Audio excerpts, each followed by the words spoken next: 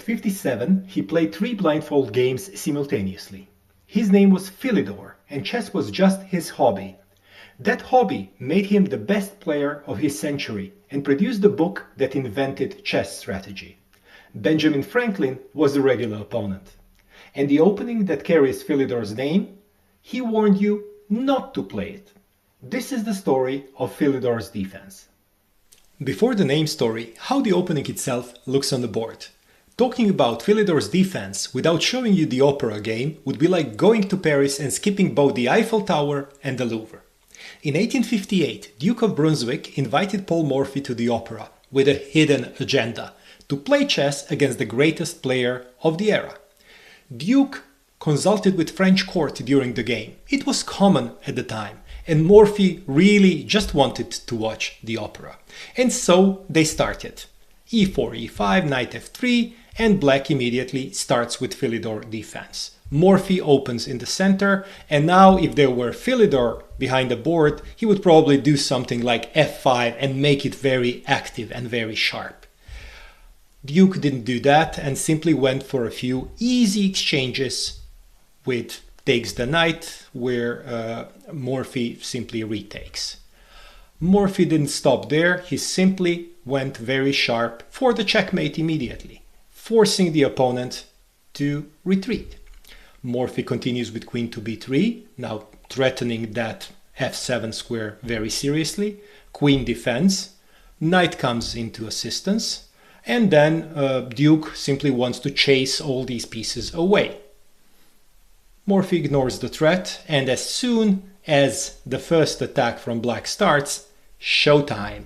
We see the first sacrifice in here, but Morphy is getting into a position which is amazing here.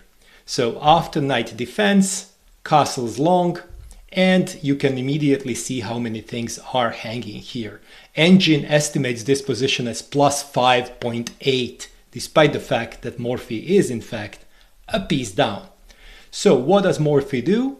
Continues the attack, bringing more and more pieces, sacrifice the exchange, bringing the other rook, queen offered for exchange. Now I would probably immediately play here queen to a4 or something, but no, Morphy simply goes immediately for the checkmate with bishop takes, knight takes, and then the last beautiful piece, queen sacrifice, forced take, and a checkmate in 17th move. A beautiful and instructional game played in 1858. You can still see this game shown in all the chess schools around the world. But the game has, beyond recognition and beyond any fixing, permanently damaged the reputation of Philidor's defense. So, what's the story behind the name? The family name was Daniken, Scottish by origin. The King Louis XIII nicknamed his ancestor Philidor, and it stuck with the family. François-André Philidor joined the royal choir of Louis XV at age 6 in 1732. Louis XV wanted the choir almost every day, and the singers, waiting for the king to arrive, played chess to pass the time. That may be how it all started. The most influential chess thinker of his era learned the game in a royal room waiting for a king. Every opening has a story. Subscribe for a new story every Tuesday and Saturday. Ask Philidor what he was. Composer, he'd say. Philidor composed over 25 operas. His bust stands on the facade of the Paris Opera Garnier to this day. Plays there for his music, not his chess. And yet in chess he was operating at a level nobody else could reach. One estimate puts him 200 rating points above any other player alive for 50 years. The Carlsen of his era, possibly even more untouchable. In 1783 in London he played 3 blindfold games simultaneously, giving one opponent a pawn handicap on top of that. Those present signed sworn statements about it afterwards. They were afraid future generations would not believe it.